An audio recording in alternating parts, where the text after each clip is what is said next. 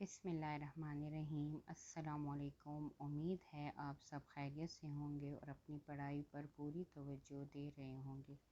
جیسا کہ آپ کو معلوم ہے کہ آن لائن کلاسز کا آغاز ہو چکا ہے۔ آپ اپنے آن لائن کلاس کو توجہ کے ساتھ دیکھیں اور سنیں تاکہ آپ کو پڑھنے میں آسانی ہو۔ جیسا کہ آج ہم جماعت پنجم کی اردو کی کتاب سے سبق رحمت عالم پڑھیں گے۔ اس سبق میں ہمیں حضور صلی اللہ علیہ وسلم کا مدینہ سے مکہ کی طرف آنے کا واقعہ ہے۔ یہ واقعہ فتح مکہ کا واقعہ ہے کہ اس وقت رمضان کا مہینہ تھا اور حضرت محمد صلی اللہ علیہ وسلم اپنے صحابہ کے ساتھ مکہ مکرمہ روانہ ہوئے۔ اس وقت مسلمانوں کی تعداد زیادہ ہو گئی تھی، اس لیے اس لشکر میں 10,000 لوگ آپ صلی اللہ علیہ وسلم کے ساتھ تھے۔ یعنی اس سے پہلے جتنے بھی غزوات ہوئے ان میں مسلمانوں کی تعداد 1,000، 1,300، 3,000 سے زیادہ نہ تھی، لیکن جب فتح مکہ ہوا تو مکہ فتح ہوا تو یہ لشکر 10,000 تک پہنچ گیا۔ جب یہ لشکر مکہ کے قریب پہنچا تو حضور صلی اللہ علیہ وسلم اس لشکر میں تھے اور ان لوگوں کے پاس سب کے پاس مشعل تھیں جو روشن تھیں۔ دور سے جب کافروں نے اس لشکر کو دیکھا تو ان کے ہوش اڑ گئے کہ یہ کیا ہے، یہ شاید ہم پہ حملہ کرنے کے لیے آ رہے ہیں یا کس ارادے سے آ رہے ہیں۔ انہوں نے جب اتنے ہزاروں کی تعداد میں مشعل دیکھے اور اس کی روشنی میں لوگوں کی چہل پہل نظر آ رہی تھی اور دھیمی آواز میں وہ کچھ پڑھ رہے تھے، تو کافروں نے ابو سفیان کو بھیجا کہ جاؤ اور دیکھو کہ یہ مسلمان کس ارادے سے آئے ہیں۔ لیکن جب ابو سفیان آیا تو اس نے وہاں ان لوگوں کو پہچان لیا جو مسلمان ہو چکے تھے اور مدینہ ہجرت کر چکے تھے۔ اس وقت جو مسلمان لشکر میں موجود تھے انہوں نے ابو سفیان کو گرفتار کر لیا اور حضور صلی اللہ علیہ وسلم کے سامنے پیش کرنے کے لیے جب لا رہے تھے تو ابو سفیان کو اپنے تمام مظالم یاد آ رہے تھے کہ جو ظلم انہوں نے غزوہ بدر، جنگ احد، خندق، خیبر میں حضور صلی اللہ علیہ وسلم اور مسلمانوں کے ساتھ کیا تھا، اور اس کی بیوی ہندہ نے امیر حمزہ رضی اللہ عنہ کا کلیجہ نکال کر چبایا تھا، اور اس کو اپنے مظالم سب یاد آ رہے تھے۔ وہاں جب مسلمانوں کو ابو سفیان کی گرفتاری کی خبر ملی تو سب مسلمان بہت خوش ہوئے، کیونکہ وہ مسلمانوں کا سب سے بڑا دشمن تھا۔ اس لیے وہ مسلمانوں کے لیے یہ بہت بڑی خبر اور کامیابی تھی۔ وہاں پر عمر بن خطاب رضی اللہ عنہ کھڑے ہوئے کہ ابو سفیان کو قتل کرنا ہے۔ ابو سفیان نے جب حضور صلی اللہ علیہ وسلم کو دیکھا تو کہا کہ میں مسلمان ہونا چاہتا ہوں اور اسلام لانا چاہتا ہوں۔ تو عمر بن خطاب رضی اللہ عنہ نے کہا کہ یہ شخص اپنی جان بچانے کے لیے اسلام قبول کرنا چاہتا ہے، مجھے اجازت دیں کہ میں اس کو قتل کر دوں۔ حضور صلی اللہ علیہ وسلم نے عمر بن خطاب رضی اللہ عنہ کو کہا کہ بیٹھ جاؤ اور ابو سفیان سے پوچھا تم واقعی اسلام قبول کرنا چاہتے ہو؟ ابو سفیان نے کہا جی ہاں، میں اسلام قبول کرنا چاہتا ہوں کہ آپ اور آپ کا دین سچا ہے اور آپ کا اللہ بھی سچا ہے۔ حضور صلی اللہ علیہ وسلم نے فرمایا کہ اللہ کا وعدہ پورا ہوا اور میں جان گیا ہوں کہ صبح مکہ کو فتح ہونے سے کوئی نہیں بچا سکتا۔ ابو سفیان میں تمہیں اسلام کی دعوت دیتا ہوں اور تمہاری درخواست قبول کرتا ہوں، تم آزاد ہو۔ صبح ہم مکہ میں داخل ہوں گے اور تمہارے گھر کو امان کی جگہ قرار دیتا ہوں۔ جب تمہارے گھر میں ہوگا جو تمہارے گھر میں ہوگا وہ امان میں ہوگا، اور جو مکہ والوں سے کہنا کہ جو بیت اللہ میں داخل ہو اس کے لیے امان ہے، جو اپنے گھر میں بیٹھا ہو اس کے لیے امان ہے، اور جو اپنی اپنی عبادت گاہ میں ہو اس کے لیے امان ہے۔ ہمارا کوئی تلوار میان سے باہر نہ ہوگا، نہ کوئی تیر باہر ہوگا۔ ہم کسی سے لڑنے نہیں آ رہے ہیں اور نہ ہم کسی سے لڑیں گے جب تک کوئی ہمارے ساتھ نہیں لڑے گا۔ سب سے پہلے عمر بن خطاب رضی اللہ عنہ نے ابو سفیان رضی اللہ عنہ کو گلے سے لگا لیا۔ اب تم ہمارے دینی بھائی ہو، تمہارے سارے گناہ معاف ہو گئے۔ اب ابو سفیان نہ رہا، بلکہ وہ ابو سفیان رضی اللہ عنہ ہو گیا تھا۔ یعنی یہ واقعہ جو ہے یہ فتح مکہ کا واقعہ ہے کہ اس فتح مکہ کے موقع پر حضور صلی اللہ علیہ وسلم نے کس طرح جن کافروں نے آپ پر ظلم کیے تھے، مظالم کیے تھے، ان کو آپ نے کس طرح ان کو معاف کر دیا، اور وہ کس طرح وہ اسلام انہوں نے قبول کیا۔ یعنی اب ہم اپنے سبق کی طرف آتے ہیں۔ اس کے جو مشکل الفاظ ہیں، سب سے پہلے جو لفظ ہم پڑھیں گے، جس کا تلفظ ہم سیکھیں گے، وہ ہے لشکر، جبر، امید، نقصان، زیادتی، درگزر، منڈلانے، مشقت۔ یہ الفاظ جو ہیں یہ تلفظ سیکھنے کے لیے ہیں کہ ہم اس کا تلفظ سیکھ سکیں۔ ٹھیک ہے بچوں۔ پھر اس کے بعد ہم اپنے سبق کے جو ہمارے مشکل الفاظ ہیں ہم اس کے معنی دیکھیں گے، تاکہ ہم جب سبق پڑھیں گے تو ہمیں اس سبق میں جو مشکل الفاظ ہیں ان کے معنی ہمیں صحیح طرح سے سمجھ آ جائیں، تو ہم اس سبق کو سیکھ سکیں گے، سمجھ سکیں گے کہ اس میں ہمیں کیا بتایا گیا ہے۔ تو سب سے پہلا لفظ ہے جبر، ظلم و ستم۔ جبر، ظلم و ستم۔ دوسرا لفظ ہے امید، خواہش، آرزو۔ تیسرا ہے بے قرار، بے چین، پریشان۔ درگزر، معافی۔ ملامت، ڈانٹ ڈپٹ۔ منڈلانا، چکر لگانا۔ خیر، بھلائی۔ ہیبت، ڈر۔ اب ہم اپنے سبق کی طرف آتے ہیں اور ہم اپنا سبق پڑھتے ہیں۔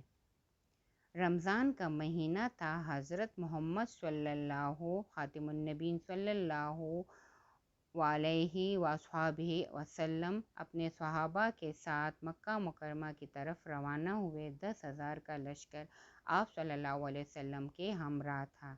یعنی رمضان کا مہینہ تھا اور حضرت محمد صلی اللہ علیہ وسلم اپنے صحابہ کے ساتھ مکہ مکرمہ کی طرف روانہ ہوئے، تو آپ کے لشکر میں 10,000 لوگ تھے، 10,000 کا لشکر تھا آپ کے ساتھ۔ مکہ والوں میں اب لڑنے کا حوصلہ نہیں تھا۔ وہ لوگ جو کل تک ظالم بنے ہوئے تھے، کمزوروں پر جبر کرتے تھے، اسلام قبول کرنے والوں کو ظلم و ستم کا نشانہ بناتے تھے، آج خوف کے مارے چپتے پھر رہے تھے۔ ان کے دل مسلمانوں کی ہیبت سے لرز رہے تھے، ہیبت ڈر سے لرز رہے تھے، کانپ رہے تھے۔ مکہ مکرمہ والے اس انتظار میں تھے کہ دیکھیں ان کی قسمت کے بارے میں کیا فیصلہ ہوتا ہے۔ مکہ مکرمہ میں داخل ہوئے تو نبی کریم صلی اللہ علیہ وسلم نے ارشاد فرمایا، جو شخص ابو سفیان کے گھر میں داخل ہوا اس کے لیے امان ہے، جو بیت اللہ میں آ گیا اس کے لیے امان ہے، اور جو اپنے گھر کے دروازے بند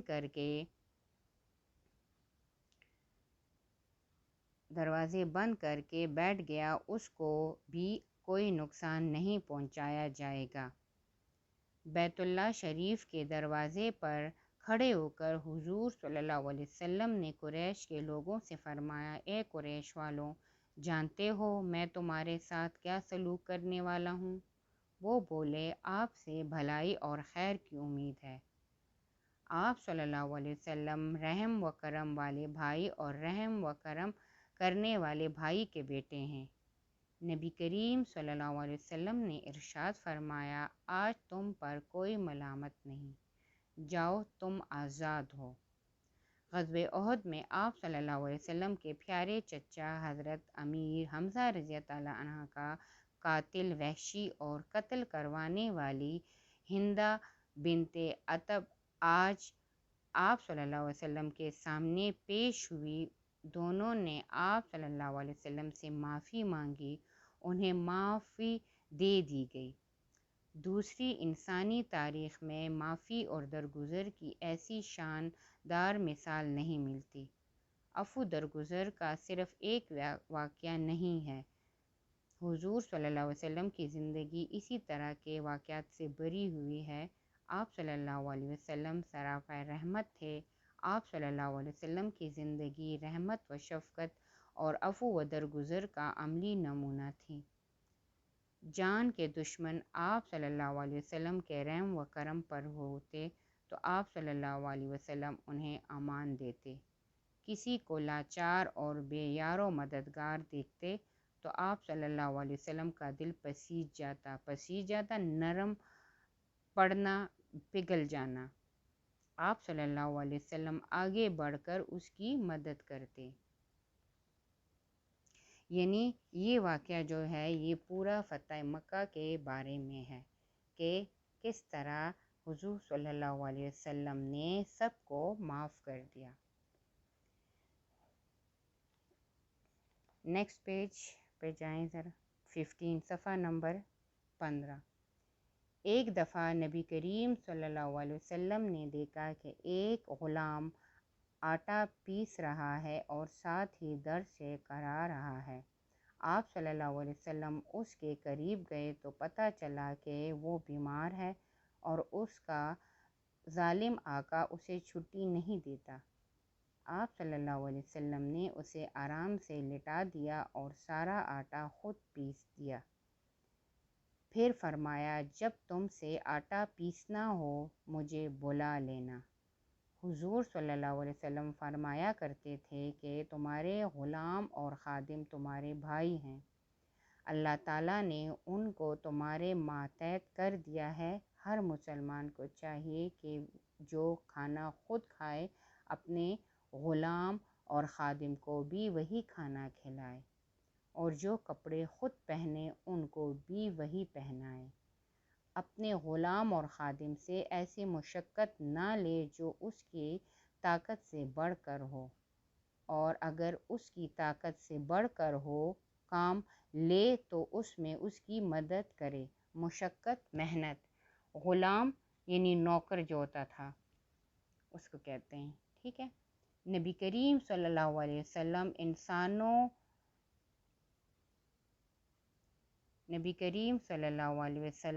انسانوں ہی نہیں بلکہ بے زبان جانوروں پر بھی بہت مہربان تھے اور ان پر کسی قسم کا ظلم یا زیادتی ہوتے نہیں دیکھ سکتے تھے۔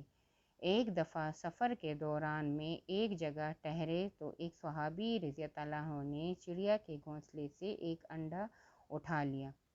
چڑیا بے قرار ہو کر اس کے سر پر منڈلانے یعنی چکر لگانے لگی۔ آپ صلی اللہ علیہ وسلم نے پوچھا، کس نے چڑیا کا انڈا اٹھا کر اس کو تکلیف پہنچائی؟ وہ صحابی رضی اللہ عنہ بولے، یا رسول اللہ صلی اللہ علیہ وسلم، میں نے انڈا اٹھایا ہے۔ آپ صلی اللہ علیہ وسلم نے فرمایا، یہ انڈا وہیں رکھ دو۔ اسی طرح ایک مرتبہ آپ صلی اللہ علیہ وسلم کہیں تشریف لے جا رہے تھے، راستے میں ایک اونٹ پر نظر پڑی جو بھوک کی وجہ سے کمزور ہو گیا تھا۔ آپ صلی اللہ علیہ وسلم کو بہت دکھ ہوا۔ آپ صلی اللہ علیہ وسلم نے فرمایا، لوگوں، ان بے زبانوں کے معاملے میں اللہ سے ڈرو۔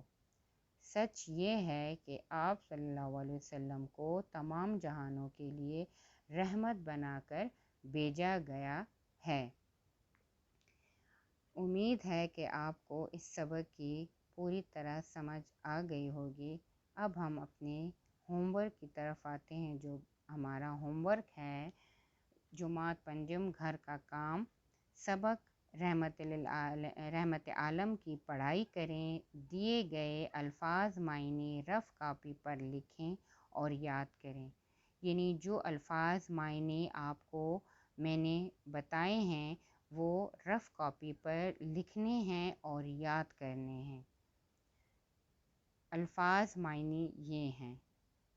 سب سے پہلا ورڈ ہے جبر، ظلم و ستم، امید، خواہش، بے قرار، بے چین، پریشان، درگزر، معافی، ملامت، ڈانٹ ڈپٹ، منڈلانا، چکر لگانا، خیر، بھلائی، ہیبت، ڈر۔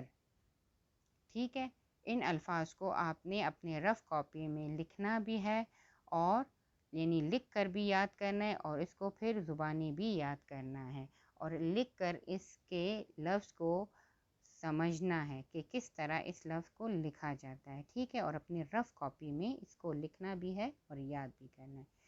چلے اس کے ساتھ ہمارا لیکچر ختم ہوتا ہے۔ اللہ حافظ۔